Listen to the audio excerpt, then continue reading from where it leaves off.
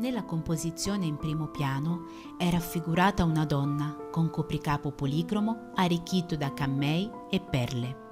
È una negromante, una maga, colta durante lo stato di alterazione tipico delle trance divinatorie. L'espressione sconvolta, il colorito acceso del viso e il gesto enfatico delle sue mani sono i protagonisti del dipinto, che fanno presagire l'efferatezza del tema trattato da Angelo Caroselli, artista di matrice caravaggesca, attivo a Roma nella prima metà del Seicento.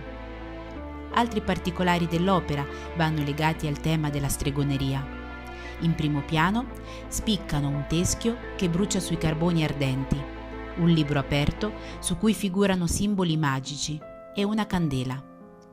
Alle sue spalle, in secondo piano in penombra, si scorge una figura femminile intenta a fuggire, mentre regge una cesta contenente un neonato.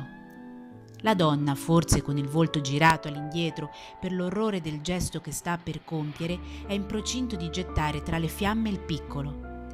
Questa immagine terribile rappresenterebbe il sacrificio necessario per l'evocazione dello spirito, le cui mani scheletriche si protraggono minacciosamente verso la negromante nel tentativo di afferrare la donna.